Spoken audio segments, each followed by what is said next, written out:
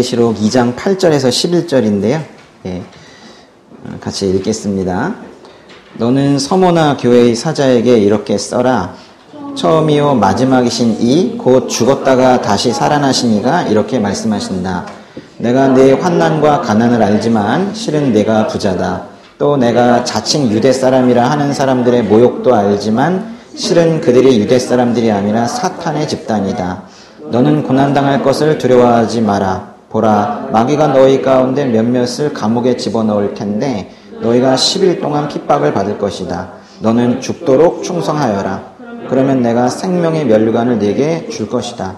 귀 있는 사람은 성령이 교회들에게 하시는 말씀을 들어라. 이기는 사람은 둘째 사망에서 해를 받지 않을 것이다. 아멘.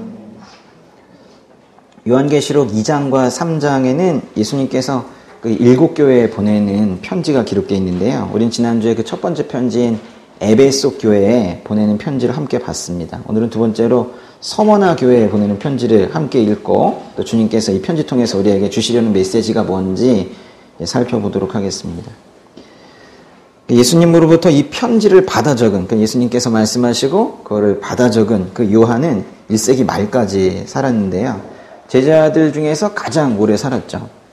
요한은 예수님의 제자였고 또 설교자였고 에베소 교회의 담임 목사로 섬기기도 했습니다. 그러다가 로마 제국에 의해서 핍박을 받아서 반모섬에 유배되었습니다. 아마도 그 섬에서 뭐 감옥에 그냥 가만히 있는 것이 아니라 아주 힘든 노동을 하는, 그 노역을 하는 그런 유배 생활이었을 거예요. 그러니까 감옥에서 주일 예배를 드리다가 어느 날 갑자기 예수님의 환상을 보고 은혜를 받는 뭐 그런 낭만적인 이미지가 아니고요. 낮에는 일을 해야 됐기 때문에 손과 발에는 상처투성이었을 것이고 또 노인의 몸으로 나이가 많이 들어 노동을 하다 보니까 관절이며 근육이며 아프지 않은 곳이 없었을 겁니다. 오늘 그 주보 앞에 그림을 한 장 넣어놨는데요. 그 지중해의 북쪽이면서 그 이탈리아와 터키 사이에 있는 그 조그만 에게해 있죠. 에게해 동쪽에 있는 그 지역이 지금의 바로 터키인데요. 그 지역을 이제 소아시아, 그러니까 성경에서는 소아시아라고 말합니다. 그 요한이 예수님의 환상을 보고 음성을 들은 그 유배지였던 반모섬은 에베소의 남서쪽에 있는데요. 그 그림에 반모섬이 있죠. 그 PATMOS, 판모, 그죠? 반모섬이 거기에 있어요. 그러니까 육지에서 그렇게 먼 곳은 아닌 거죠. 그리고 거기에서 반모섬에서 바다를 건너 육지 쪽으로 가게 되면 조금 동쪽의 위쪽으로 에베소가 있죠. 그러니까 서머나, 그리고 그 위쪽으로 올라가면 서머나가 있어요. 그래서 서머나는 그 에베소 북쪽에 있는 항구 도시입니다. 7교회 중에서 그 에베소 교회와 서머나 교회 이 두 도시가 항구 도시예요. 그 그림을 계속 보시면은 편지는요, 반모섬에서 이제 발송을 해가지고 그 에베소로 전해졌을 것이고 편지 전달자가 그걸 들고 또 버가모에 갔을 것이고 아마도 뭐 하나를 가지고 계속 읽으면서 간 게 아니라 아마도 7부를 가지고 하나하나 나눠줬을 것 같은데요. 그래서 에베소에서 거기에 서머나로 가고 동쪽으로 가서 버가모 갔다가 두아디라 갔다가 사대 그리고 그 영어로 돼 있는데요. 빌라델비아, 라오디게아. 아마도 이게 시계 방향으로 그렇게 전해졌을 것이고 그 순서대로 우리 성경에도 기록이 돼 있는 거예요. 7교회인데요. 이 교회 중에서 5교회는 예수님으로부터 아주 큰 책망을 받았습니다. 우리 지난주에 에베소 교회는 어떤 것 때문에 책망을 받았나요? 첫사랑을 잃어버렸구나. 너 예전 같지 않구나. 그래서 책망을 받았는데요. 근데 그 7교회 중에서 그 서머나 교회랑 오늘 보실 서머나 교회와 중간에 그 빌라델비아 교회가 있는데요. 서머나 교회와 빌라델비아 교회는 책망을 받지 않은 유일한 교회입니다. 예수님은 그렇게나 이제 배척을 하면서 아무리 예수님을 영접하라고 해도 싫다고 하면서 예수님 아닌 것들에는 또 목을 메고 그렇게 끔찍이도 사랑하는 이 세상에서 그때나 지금이나 마찬가지인데요. 책망을 받지 않은 이 두 교회는 당시에 아주 어두운 곳에 있는 어떤 등대와 같은 그런 교회였을 겁니다. 7교회에 편지가 전달된 시기는 1세기 말인데요. 극심한 기독교 박해가 있던 그런 시절입니다. 왜 기독교 박해를 했는가? 가장 큰 문제는 황제 숭배였었는데요. 당시에는 인간에 불과한 그 황제를 신격화해서 황제를 믿어라 했죠. 안 믿는다고 하면 박해를 했고요. 지금도 황제가 있나요? 21세기에 대한민국에 황제가 있습니까? 없어요. 그래서 이 말씀을 오늘 전해드리면서도 황제 숭배에 대응하다가 죽음에 직면한 어떤 교회 이야기인데, 우리 지금 21세기 대한민국에 지금처럼 이렇게 우리 편하게 이렇게 예배를 드리는 우리에게 이 이야기가 직접적으로 적용될 여지가 없습니다. 성경 읽는 것 때문에 죽음이 목전에 와 있는 그런 경험을 우리가 하질 않잖아요. 물론 지금은 오히려 황제 숭배는 아니지만은 훨씬 더 다양한 형태의 어떤 위협보다는 시험, 믿음을 버리라고 하는 그런 많은 그런 유혹들, 이런 것들이 있습니다. 세상 풍조를 따르라는 그런 위험들이 있죠. 말씀 따라 사업하면 망한다는 그런 이야기들도 하죠. 예배보다는 일하는 데 시간을 많이 쓰라는 요구들을 암묵적으로 합니다. 그래도 사람이 일을 해야지, 공부를 해야지. 그러면서 예배 시간을 또 아깝게 여기게 하는 그런 풍조도 있죠. 그래서 그런 게 있긴 하지만은, 그렇다고 오늘 이 말씀드린 서머나 교회에 가장 딱 적합한 그런 예시를 저는 들어드릴 수가 없는 거예요. 최소한 우리에게 불에 태워 죽이겠다라는 그런 위협은 오지 않으니까요. 그러니까 뭘 얘기할 수가 없습니다. 상당히 멀어요. 그래서 이제 우리가 오늘 이 얘기를 하면서도 남의 나라 이야기 또는 그냥 성경에만 있는 이야기 이렇게 들을 수 있죠. 그게 가슴 아픈 거예요. 그게 예시가 없습니다. 참 답답한 노릇이죠.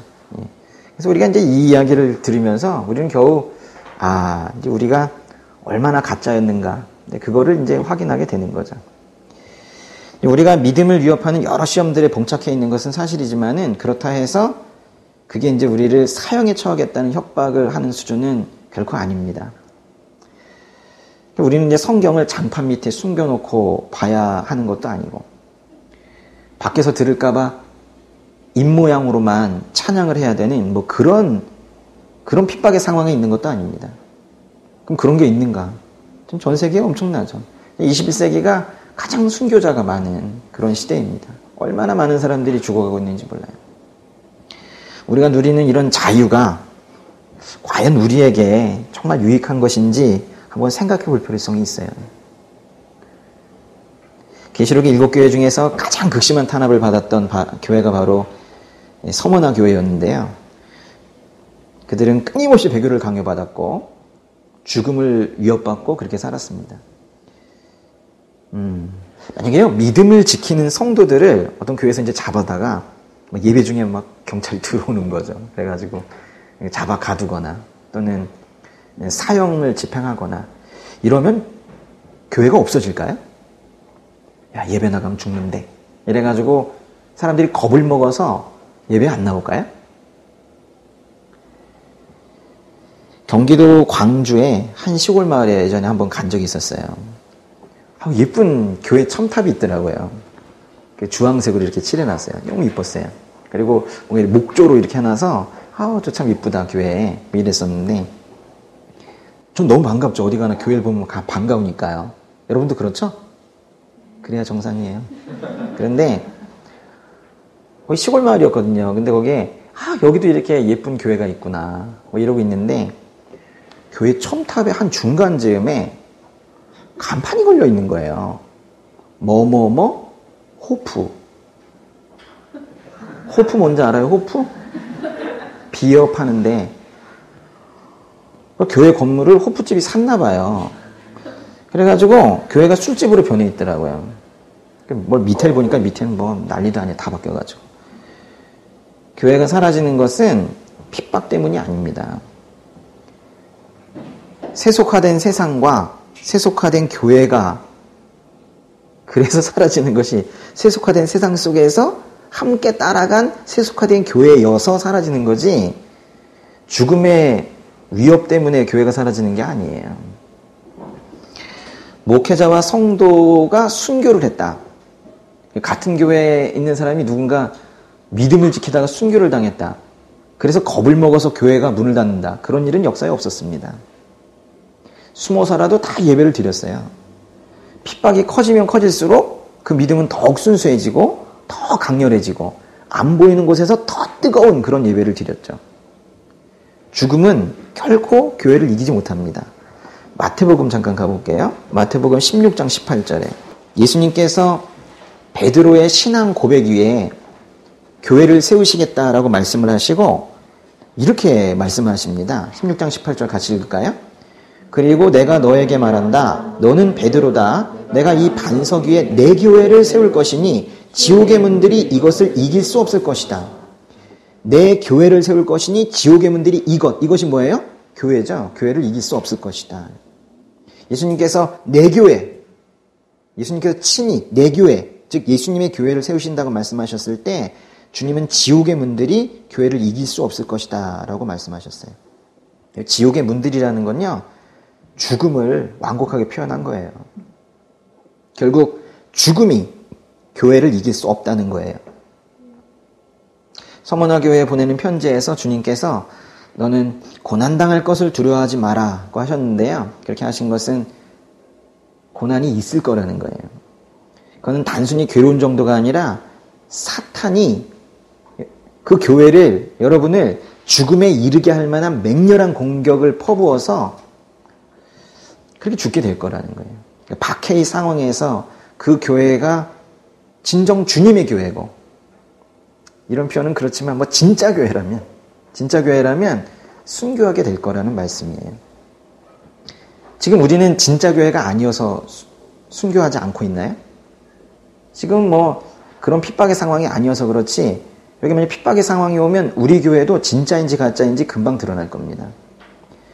교회와 성도를 제거하려는 그 격렬한 공격이 지난 2000년간 인류 역사에서 끊임없이 벌어졌습니다.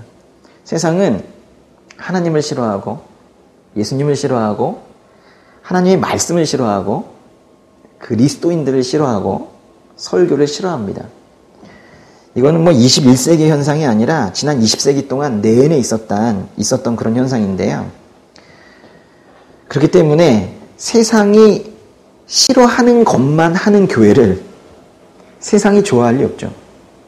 세상은 당연히 교회를 미워하게 되어 있습니다. 미워하니까 박해를 하는 거죠. 그러니까 교회가 박해를 당하는 것은 왜 하나님께서 우리를 지켜주지 않으시지 이게 아니라 이 죄악된 땅에서는 너무나도 당연한 귀결인 거예요. 결과는 박해인 거예요. 예수님께서 이렇게 말씀하셨습니다. 요한복음 16장 33절에 제가 읽어드릴게요. 내가 너희에게 이런 것들을 말하는 것은 너희가 내 안에서 평안을 누리게 하려는 것이다. 너희가 이 세상에서는 고난을 당할 것이다. 그러나 담대하라. 내가 세상을 이미 이겼다. 사도 바울도 디모데에게 쓰는 편지에서 이렇게 말했는데요. 디모데후서 3장 12절에 그리스도 예수 안에서 경건한 삶을 살고자 하는 사람들은, 막 사는 사람들 말고요, 그리스도 예수 안에서 경건한 삶을 살고자 하는 사람들은 모두 핍박을 당할 것이다 했어요. 우리 이전에 강해 설교 한번 했었던 베드로전서 2장에서 교회는 고난을 당할 것이라고 말하고 있어요. 베드로전서 3장에서 성도들이 고난을 당할 것이라고 말합니다. 베드로전서 4장에서 교회에 고난이 있을 것이라고 말합니다. 5장에서 계속해서 그 독자들에게 말하고 있는 것은 모두 믿음으로 인하여 너희들은 고난을 당할 것이다 라고 말하고 있어요. 그런데 베드로전서 5장에서 이런 말을 합니다. 계속 고난 이야기를 하시다가 베드로전서 5장 10절에 그러면 모든 은혜의 하나님 곧 그리스도 예수 안에서 여러분을 그분의 영원한 영광 가운데로 부르신 분이 잠시 고난받는 여러분을 친히 온전하게 하시고 굳건히 세우시고 강하게 하시고 견고하게 하실 것입니다. 어쩜 이렇게 큰 변화가 있어요? 온전하게 하시고 굳건히 세우시고 강하게 하시고 견고하게 하실 거래요. 믿음으로 인하여 고난받은 자는 이후에 종국의 결과가 이렇게 될 거랍니다. 가장 혹독한 박해 뒤에는 뭐가 있습니까? 온전함이 있고 굳건히 하심이 있고 강하게 하심이 있고 견고하게 하시는 게 있다는 거예요. 박해는 교회를 파괴하지 못하는 것뿐만이 아니라 오히려 교회를 강하게 합니다. 이게 바로 이제 믿음의 비밀이며 박해의 비밀이며 순교의 비밀인 거예요. 교회는 순교의 피로 세워지고 순교의 피로 강해지는 거예요. 사람들이 모인다고 강해지지 않습니다. 성경 공부를 많이 하는 거 좋은데 그래도 힘이 빠지는 교회들이 있죠. 왜 그런가 싶죠. 예. 피가 필요한 거예요.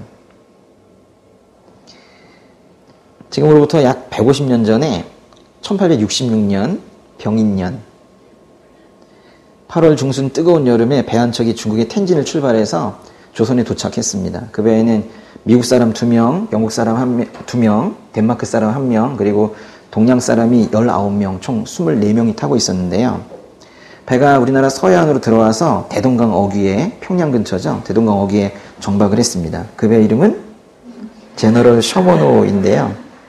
그 제너럴 셔머노가 대동강으로 들어왔어요. 당시에 평양 감사로 있었던 박 교수가 지푸라기와 나뭇가지를 가득 실은 작은 배 여러 척에 불을 붙여서 상류에서 제너럴 셔머노 쪽으로 띄워 보냈어요. 불이 옮겨 붙어서 배가 막 타고 있을 때 거기다 불화살을 더 쏴가지고 완전히 침몰시켜 버렸습니다. 거기서 몇 사람이 가까스로 헤엄을 쳐서 대동강변으로 나왔는데요. 그 중에 한 명이 토마스라는 사람이 있었습니다. 토마스는 영국 출신의 선교사인데요. 토마스는 대동강변에 올라오자마자 실은 우리나라 땅을 밟자마자 살해당했습니다. 그때 이제 그걸 직접 찔렀는지 아니면 째르는데 옆에서 명령만 내렸는지 모르지만 그 옆에 박춘권이라는 사람이 있었거든요. 박춘권. 이 사람이 그 죽음의 현장에 있었는데 토마스 선교사가 그 헤엄을 쳐서 오면서도 끝까지 성경을 들고 온 거예요. 그래서 그 한문으로 된 성경이었었는데 그거를 이제 주고 그 다음에 죽었습니다. 그 박춘권이라는 사람이 집에 와서 토마스가 준 한문 성경을 이게 뭐야 하면서 이제 한 장 한 장 들춰보기 시작을 했는데요. 한 장 한 장 보다가 계속 보게 됐고 그렇게 30년을 봤습니다. 시간이 흘러서 이제 평양에 마페 선교사, 우리나라 말로 마포 삼열 목사님인데 그 마페 선교사에게 가서 30년 전에 자신이 우리 땅에 선교하러 오셨던 그 토마스 선교사를 내가 죽였다라고 30년 전에 있었던 그 죄를 고백을 하고 1899년에 세례를 받았습니다. 그리고 안주교회의 그 장로로서 이제 하나님 부르실 때까지 계속 예수님을 섬기다 그렇게 가셨는데요. 대동강에 뿌려진 토마스 선교사의 순교의 피, 그 무태 올라오자마자 바로 죽으셨는데 사람들은 그게 무슨 사역이냐 싶겠지만요. 그 순교의 피가 결코 헛되지 않은 거예요. 박해가 있는 곳마다 우리가 참으로 충격적으로 발견하게 되는 것은 박해가 있는 곳에 매우 헌신적인 사람들이 있어요. 또 박해가 있는 곳에 전심으로 주를 따르는 사람들을 발견하게 됩니다. 흥청망청한 이런 자유가 많은 이런 곳에서 발견하기가 참 쉽지 않아요. 박해가 있는 곳에 있는 그 사람들, 끝까지 주를 따르는 사람들, 그들은 매우 강합니다. 그리고 매우 안정되어 있고요. 믿음이 롤러코스터를 타지 않습니다. 매우 안정되어 있고 우리 흔히 말하기로 잘 서 있는 사람들이죠. 그런 사람들이 박해가 있는 곳마다 발견이 돼요. 그들을 강하게 안정되게 또 잘 서 있게 만드시는 분은 물론 우리 주님이시지만은 주님께서는 이 박해라는 그 상황을 그들에게 허락하셔서 그 과정을 통해서 그들을 강하게 또 안정되게 또 잘 서 있게 하세요. 이게 바로 박해가 하는 일입니다. 서머너 교회는 박해로 인해서 아주 깨끗해졌어요. 박해가 일어나면요, 거짓 교사, 거짓 성도, 거짓 간증은 다 사라지거든요. 조금 아프더라도 우리 한국 교회에도 그런 상황이 되어서 참 신앙을 가진 정말 참된 성도들만 그렇게 남게 된다면 좋을 것 같은데요. 아멘? 공공연히 말하기 참 어려운 뭐 이런 이야기 정말 하고 싶은 거예요. 돌을 맞게 되겠지만 이런 이야기를 하고 싶은 거죠, 제가. 서머나라는 도시는 고대 사회에 실제로 있었던 그런 도시입니다. 서머나는 에베소에서 이제 북쪽으로 한 60km 정도 이제 떨어져 있는데요. 이곳은 복음에 반대하고 하나님에 반대하고 하나님의 말씀에 반대하는 그런 도시였습니다. 그래서 이 도시에서 그리스도인이 된다는 건 매우 큰 값을 치러야 되는 건데요. 1세기 말 로마 제국 전체에서 기독교를 없애라고 할 때 이곳 서머나에는 더욱더 큰 아주 혹독한 탄압이 있었습니다. 죽음의 위협이 있었고 실제로 많은 사람들이 순교를 당했던 그런 교회예요. 그래서 이제 편지를 쓰신 이 원저자이신 예수님께서도 다른 교회에게 편지 쓰실 때 자신을 소개하는 것과는 조금 다르게 이 서머나 교회에 쓰는 편지의 이 서두에 당신은 어떻게 소개하고 계시냐면요. 한번 보실까요? 8절에 보시면 너는 서머나 교회의 사자에게 이렇게 써라. 그리고 뭐라고 말씀하셨어요? 처음이요 마지막이신 이 곧 죽었다가 다시 살아나신 이가 이렇게 말씀하신다 하면서 죽음에 대해서 이렇게 말씀을 하세요. 거기 또 10절 말씀에도 보면 뒷부분에 너는 죽도록 충성하여라 또 그러세요. 11절 끝에서는 이기는 사람은 둘째 사망의 세를 받지 않을 것이다. 계속 죽음의 이미지를 이렇게 두고 계시죠. 이 교회에 맞게 이렇게 쓰신 건데요. 죽음이 목전에 와 있던 서머나 교회의 성도들에게 예수님께서는 자신을 죽었다가 다시 살아나신 이라고 말씀하셨습니다. 이거는 바로 주님께서 죽음의 정복자이시며 그것도 또 특별히 믿는 자들을 위해서, 그 성도들을 위해서 자신이 직접 죽음을 정복하신 분이라는 것을 처음에 일깨워 주시고 편지를 시작을 하신 거예요. 예수님께서는 죽으셨지만 다시 살아나셨습니다. 지금 그 분이 편지를 쓰고 있는 거예요. 다른 어떤 유명한 목사님이 쓰신 게 아니고 죽었다가 다시 살아나신 분이 편지를 쓰셨다고요. 그러니까 이 사실이 얼마나 놀라운 거예요. 여러분 예수님으로부터 편지 받고 싶으시죠? 그런 생각 안 해봤습니까? 우린 편지 받고 싶어 합니다. 예수님으로부터 온 편지 받고 싶어 하죠. 저는 그거보다도 전 예수님 설교 들었으면 좋겠어요. 좀 부끄럽죠. 근데 부끄럽고. 예수님으로부터 직접 육성으로 이렇게 설교 듣는 거. 이거 얼마나 좋겠어요. 이 교회에 또 예수님께서 이렇게 편지를 쓰셨다면, 그죠? 서머나 교회가 아니라 온리주 교회의 사자에게 이렇게 말한다. 처음이자 마지막이신 이, 죽었다가 다시 살아나신 이가 이렇게 말한다. 그러면서 온리주 교회에 편지를 썼으면은 얼마나 좋을까요? 죽도록 충성하여라. 얼마나 좋을까요? 이 편지가요, 서머나 교회에 쓰여진 건데, 다른 분이 쓴 게 아니라 그 영원하신 그분이 쓰신 거예요. 모든 것을 아시면서 영원하신 그분이 쓰신 거예요. 그런 편지를 지금 받고 싶은 건데, 우린 다 받고 싶은데 그런 편지를 지금 받고 계신 거라고요. 이게 서머나 교회에게만 쓰신 편지겠습니까? 지금 이 편지가 이제 여러분에게, 우리에게 이렇게 지금 쓰고 계신 거예요. 자신에게 주시는 편지로 그렇게 읽으시라는 거예요. 서머나 교회는 어쩌면 이전에 그 바울이 그 에베소에 머물던 기간에 그때 세웠을 겁니다. 그 바울은 에베소에서 한 2년에서 한 3년 정도 머물렀는데요. 그 두 교회의 거리가 멀지 않기 때문에 아마 서머나 교회도 왔다 갔다 하면서 그렇게 세웠을 거예요. 서머나 교회라는 그 이름 자체는 사도행전에 나오진 않지만은 사도행전 19장 10절을 보시면은 이 일이 2년 동안 계속돼 아시아 지방에 사는 모든 유대 사람들과 그리스 사람들이 주의 말씀을 듣게 됐습니다. 라고 한 것을 보면 에베소 교회에 머물면서 그 주변의 아시아 지역에 여러 교회를 세운 그 사도 바울의 모습을 볼 수 있어요. 그 중에 아마도 서머나가 포함되어 있었을 거예요. 그들이 핍박을 받은 것은 이유는 하나였습니다. 로마의 황제를 주, 나의 주님, 나의 주인 이렇게 부르지 않았기 때문에 핍박을 받은 거예요. 그래서 마지막에 계속 회유를 했죠. 로마 황제를 주님이라고만 불러라. 그러면 풀어주겠다. 그랬죠. 당시에 로마 황제를 주라고 부르지 않겠다고 말한 건요, 이건 죽겠단 말과 똑같은 거예요. 매우 치명적인 고백이죠.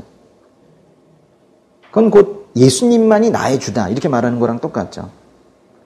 뭐 나는 황제를 주라고 부르지 않겠다는 말이나 예수님만이 나의 주님이라는 말이나 이건 모두가 다 죽겠다라는 말이죠. 서머나라는 말은요 히브리어로 이게 좀 발음이 어려운데 이게는 줘봐 이게 서머나의 서머니 원어적인 의미는 그 가시나무에서 나오는 어떤 그 약품 뭐 이런 건데요. 여기 이제 서머나 이거를 성경에서 뭐라고 그러냐면 몰약이라고 해요. 몰약이란 말 많이 봤습니까? 예. 시체 처리할 때 쓰는 이 방향제인데요. 향기가 좋은 시체 처리하려니까 향기가 얼마나 강렬해야 되겠어요. 그런 게 바로 이게 바로 서머나예요. 서머나가 몰약이란 뜻입니다. 마태복음 2장 11절에 보시면은 집으로 들어가 보니 아기가 그 어머니 마리아와 함께 있었습니다. 그들은 엎드려 아기에게 경배하고 보물함을 열어 황금과 유향과 몰약을 예물로 드렸습니다. 그 동방박사들이 예수님께 몰약을 가져왔었어요. 서머나 가져온 거예요. 요한복음 19장 38절에서 39절 보시면 이 일이 있은 후라는 건 예수님께서 십자가에 못 박혀 죽으신 후인데요.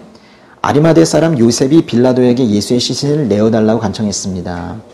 요셉은 예수의 제자이면서도 유대 사람의 지도자들이 두려워 그 사실을 숨기고 있었습니다. 빌라도가 허락하자 요셉은 가서 예수의 시신을 내렸습니다. 그리고 또 전에 밤중에 예수를 찾아갔던 니고데모라는 사람이 왔는데요. 니고데모도 몰약에 침향을 섞은 것을 100리트라 정도 가져왔습니다. 그래서 예수님의 시체도 그 몰약으로 처리를 했어요. 서머나라는 그 이름 자체가 매우 이게 죽음과 고통의 이미지 뭐 이런 걸 가지고 있습니다. 몰약이 향기를 내려면요, 당시 이게 뭐 화학약품처럼 되어 있는 것이 아니기 때문에 당시 이게 식품처럼 뭐 식물처럼 이렇게 되어 있기 때문에 그런 것들을 만들려면 뭐 이게 식물을 이렇게 으깨야 돼요. 그래야지 이제 이것들이 향기가 납니다. 마치 레몬이 팡 터지면은 방 안 가득 그 레몬 향이 퍼지는 것처럼 그렇게 이제 몰약이 만들어지는 거예요. 자신을 부수어야 이게 몰약이 스스로가 부서져야지 이렇게 향기가 나는 거예요. 제가 레몬은 없는데 이거는 천혜향이라고 합니다. 천혜향. 우리 제주 아가씨, 우리 진경자매가 직접 키운 거예요. 천혜향인데요. 향이 아주 가득해요. 정말 맛있습니다. 제가 이걸 지금 여기서 할 수는 없지만 이거 만약에 깨가지고 쭉 펼쳐놓으면 여기 금방 향이 확 퍼질 거예요. 그런 게 서머나예요. 이렇게 뭘 이렇게 자기가 깨져야지 향이 쫙 퍼지는 그게 바로 몰약이고 서머나예요. 하나님께서는 가슴이 아프시지만은 사탄이 몰약 같은 사람들이 부서지는 것을 허용하셨어요. 서머나 교회에 있는 그 서머나들을 그들이 사형에 처해지는 것을 가슴 아픈 가운데서도 그냥 허용을 하셨어요. 그래서 그들이 깨지면서 그들의 향기가 전 세계로 퍼져나갔고 그래서 이 복음의 불모지 이 조선 땅에까지 그렇게 들어오게 된 겁니다. 서머나는 끝내 세상과 타협하지 않았고 그들에게 죽음은 그래서 현실이 됐습니다. 죽었다는 얘기예요. 그리고 살아있는 사람들마저도 여러 경제적 집단에서 소외되어서 그들이 이제 당시에는 이렇게 상인들끼리 뭐 이렇게 조직들이 있었거든요. 상인 조합들이 있고 또 수공업 하시는 사람들도 뭐 길드 조합이 있고 했었는데 그런 거에서 다 배제가 된 겁니다. 소외됐죠. 그러다 보니까 장사 하나 하지 못하고 그래서 매우 가난해졌어요. 그러니까 말하자면 그 도시의 하층민 중에 아주 최하층민이 된 거예요. 한번 이런 말을 해도 우리가 느낌이 안 오는 거예요. 우리가 예수를 믿어서 하층민 중에 최하층민이 한번 돼봤어야 되는데 그런 경험이 없으니 뭐 이런 얘기를 지금 해도 거리가 있는 거죠. 그래서 9절에서 예수님께서는 그 서머나 교회에 내가 내 환난과 가난을 한다 이렇게 말씀을 하신 거예요. 그러나 서머나 교회는 그래도 에베소 교회와는 달리 첫사랑을 버리진 않았습니다. 죽음 앞에서도 예수님을 버리지 않았다는 거예요. 서머나는 매우 아름다운 곳입니다. 지금은 터키의 그 주요 도시 중에 하나인 이즈미르인데요. 지금도 도시가 있죠. 여러분 에베소는요. 도시가 없어요. 거기 지금 관광지로 되어 있지만 도시가 다 무너지고 폐허가 된 것을 보여주고 있는 거예요. 서머나 도시는 지금도 생생하게 살아 있습니다. 지금도 거기 예수 믿는 사람들이 있어요. 엄청 핍박을 당하고 있으면서도 예수 믿는 사람들이 아직까지 있어요. 무슬림들이 엄청 핍박을 하고 있는데 그 가운데도 교회가 250개 정도 있어요. 왜 그러겠어요? 에베소 교회는 지금 없어요. 서머나 교회 똑같이 생긴 건데 같이 생겼는데 서머나는 지금 거기에 도시가 아직도 살아있고 사람이 살고 예수 믿는 사람들이 있고 아직까지 왔어요. 저는 우연이 아니라고 생각합니다. 예수님께서는 첫사랑을 잃어버렸던 그 에베소 교회에서는 촛대로 옮기셨지만 서머나에서는 옮기지 않으셨어요. 끝까지 믿음을 지킨 자들로 인해서 그 도시는 아직도 생생하게 살아 있습니다. 물론 이제 박해를 지금 아직도 받고 있어요. 지금도 받고 있습니다, 박해를. 로마 제국 때 서머나는 큰 항구 도시였습니다. 황제 숭배가 강한 도시였고 이교도 신의 사원들이 가득했던 아주 우상 숭배가 가득했던 그런 도시였는데요. 황제 숭배는요, 그냥 자기 마음으로 숭배하는 게 아니라 황제 숭배하는 걸 확인을 또 받아야 돼. 그 제례하는 데 가가지고 확인 도장을 받아야 돼. 그러니까 정확하게 누가 황제 숭배를 안 했는지 했는지를 알 수가 있어요. 근데 뭐 서머나 교회는 그거 다 거부했습니다. 결국 박해를 당해서 죽었는데 참으로 참 어처구니 없는 것이 이때 이들을 박해했던 게 로마인들 뿐만이 아니라 바로 옆에 있는 유대인들이었다는 거예요. 유대인들 중에는 심지어는 밀고를 해가지고 여기 예수 믿는 자들이 있다. 그래서 밀고를 해가지고 그 지방정부가 그들을 탄압해야 된다고 아예 주장까지 하는 사람들도 있었고요. 2세기 초까지 서머나의 유대인들은 계속 로마 제국의 크리스찬들을 밀고하는 그런 밀고자 역할을 했습니다. 그러니까 그곳에 그 유대인들은 하나님은 숭배를 했지만은 예수님은 부인한 거예요. 그래서 예수님을 따르는 그리스도인들을 아주 혐오했습니다. 그리고 오히려 로마 제국에 붙어서 그들을 잡아가라고 한 거죠. 그러니까 로마 제국과 오히려 유대인들이 연합을 해서 당시 크리스찬들을 핍박을 한 거예요. 유대인들은 예수님을 구원자로 인정하지 않았을 뿐만이 아니라 이 기독교가 그 유대교의 어떤 그 율법을 파괴하고 구원을 얻는 방법이 너무 쉽다고 생각한 거예요. 그래서 교회 싫어했습니다. 자신들은 그 수많은 율법들을 잘 지켜내면은 구원을 얻는다고 생각을 했는데 이 크리스찬이라는 이런 사람들은 하나님께서 은혜로 구원을 주신다는 거예요. 예수님께서 죄값을 대신 치르셔서 이들이 구원을 됐다는 거예요. 자신들이 율법을 지켜서 구원이 된 게 아니고 예수님께서 죄값을 대신 치르셔서 그들에게 의가 주어졌다는 거예요. 하나님께서 그런 방식으로 성도들을 또 사랑한다는 것을 이 유대인들이 결코 받아들이지 못한 겁니다. 그래서 핍박을 한 거예요. 지금 세상도 똑같습니다. 우리가 은혜로서 구원을 받았다. 이전에 잘못이 있었지만 주님께서 우리를 용서하셨다. 그럼 뭐라 그래요? 너 혼자 용서받으면 되냐? 이러잖아요. 세상은 결코 이해할 수 없는 그런 복음의 원리인데 이해할 수 없죠. 성경은 자신을 대적하는 자들이 혈통으로는 유대인일지 몰라도 영적으로는 유대인이 아니라고 말합니다. 그래서 9절 끝에서 그들이 유대 사람들이 아니라 뭐라고 그랬어요? 사탄의 집단, 사탄의 회당이라고 이렇게 말을 한 거예요. 로마 제국이 공격을 하고 같은 혈통이었던 유대인들이 공격을 해도 서머나 교회 성도들은 황제 숭배 안 했습니다. 참된 그리스도인이라면 그리스도 이외에는 어느 누구도 주님이라고 부를 수 없기 때문에 그렇게 한 거예요. 그렇게 믿음을 지키다가 순교한 사람들 중에 폴리캅이라는 사람이 있었어요. 이 편지가 서머나 교회에 전달이 될 즈음 1세기 말에 거기 한 편지가 도착을 하면요, 한 사람이 나와가지고 편지를 읽거든요. 그럼 그 앞에서 많은 회중들이 그걸 듣는 겁니다. 그 어딘가에 앉아 있었어요. 그 회중 가운데 폴리캅이라는 사람이 있었는데요. 그때는 그냥 평신도였었는데 그 편지를 읽고 그 이후에 어떤 계기가 있었는지는 모르지만 결국 나중에 서머나 교회에 감독이 되었습니다. 지금으로 따진다면 담임 목사가 되었어요. 아마도 폴리캅은 예전에 그 사도 요한이 반모섬에 유배되었을 때 그 요한을 알고 있었을 겁니다. 그리고 이 폴리캅은 86세의 나이로 약 한 160년경에 그때 순교를 했어요. 폴리카르프는 이제 재판 때 요구를 받았죠. 그리스도를 저주하라. 그리스도를 저주하면 풀어주겠다. 그래 명령을 받았지만은 자신이 지금 86세까지 살았는데 주님을 86년 동안 섬겼으며 주님으로부터 자기가 받은 건 오직 좋은 것밖에 없었는데 어떻게 내가 나의 왕을 저주할 수 있겠느냐. 빨리 불을 붙여라 그랬어요. 86년간 나는 하나님을 섬겼다. 그분께서 나에게 한 번도 나쁘게 대하신 적이 없다.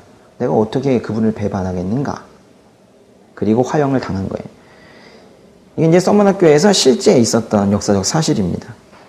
10절에 보시면 마귀는 자신의 앞잡이를 사용해서 서머나 그리스도인 중 일부를 옥에 던져 넣을 것이고 그들이 당하는 박해는 10일 동안 지속될 것이라고 했는데요. 여기서 감옥이라는 건 어떤 처벌하는 장소가 아니라 뭐 소금 광산에서 강제 노역을 한다거나 뭐 그런 또는 추방이나 사형을 기다리는 장소예요.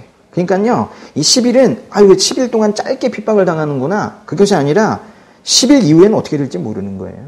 구금 기간이 다 끝나고 나면 오히려 그 이후에는 사형 당할 수 있는 그 기간이 바로 10일인 거예요. 그러니까 10일의 감옥에서의 핍박은 죽음을 눈앞에 둔 그런 핍박일 수 있었습니다. 그러나 주님께서 말씀하십니다. 10절의 뒷부분 보면 뭐라고 말씀하세요? 너는 죽도록 충성하여라. 이건 충성하다가 죽으라는 게 아니라 끝까지 인내하라는 거예요. 10절 끝에 그러면 내가 생명의 면류관을 네게 줄 것이다. 박해의 종류가 어떠하든 마지막에는 우리에게 생명의 면류관이 주어질 거래요. 생명의 면류관이 뭡니까? 영생입니다. 영생. 면류관은 죽을 때 받게 되는 상이지만 그러나 사실 그 상을 결국 나중에 받게 될 사람들은 그 상으로 인한 그 어떻게 말로 할 수 없는 그 형언할 수 없는 그런 기쁨을 이미 이 땅에서 많은 부분 향유하며 살아요. 그리고 종국적으로 상을 받게 되는 겁니다. 그리고 말씀하십니다. 11절에 이기는 사람은 둘째 사망에서 해를 받지 않을 것이다. 둘째 사망은 또 뭡니까? 이건 영원한 멸망을 말하는 거죠. 지옥 가는 겁니다. 한 번 죽고자 한다면 두 번 죽지 않습니다. 자, 지금 뭐라 했습니까? 한 번 죽고자 한다면 두 번 죽지 않습니다. 사람들은 이렇게 말하기도 해요. 어차피 한 번 살고 죽는 건데. 그러면서 대충 살다 죽자 하는 사람들도 있어요. 그런 사람들은요, 두 번 죽게 됩니다. 육신으로 한 번 죽고 영으로 완전히 죽죠. 그게 바로 둘째 사망이에요. 저는 여러분이 한 번만 죽길 바랍니다. 둘째 사망을 경험하지 않기를, 즉 육신의 죽음만 경험하기를 바랍니다. 우리의 미래에 어떤 일이 생길지라도 제가 왜 이렇게 말씀을 꺼내냐면 어떻게 될지는 아무도 몰라요. 여러분 북한에 계신 분들이 그분들이 지금 그 김씨 부자들 아래에서 엄청난 지금 핍박을 당하고 있지만은 여러분 그분들이 예배를 정상적으로 드린 경험들이 없을까요? 지금 나이 드신 분들 중에는 그분들 다 예배 정상적으로 드린 경험들이 다 있으세요. 일제강점기까지 교회가 계속 있었습니다. 근데 이 남쪽에는요, 당시에 그렇게 뜨겁진 않았어요. 우리나라는 거의 대부분이 저 만주 쪽에서 위쪽에서 복음이 먼저 전해졌기 때문에 사실은 우리나라가 남북으로 갈라지던 그때쯤에 1945년 그때쯤에 위쪽에 교회가 거기 컸습니다. 그래가지고 김일성이 들어와서 제일 먼저 한 것이 북쪽에 있는 교회들 핍박하고 그들을 없애는 것이었었어요. 사실은 북쪽 지역은 엄청 기독교가 뜨거운 곳이에요. 저는 그거를 가르치진 않지만 저는 하필 러시아 혁명 이후에 북한 지역이 공산화되고 그 지역을 이렇게 꼭 족쇄로 막아놓은 것이 그 지역이 가장 세계에서 뜨거웠었던 그런 복음화된 지역이었었기 때문에 저는 그렇게 사단들이 일을 한 거라고 보고 있거든요.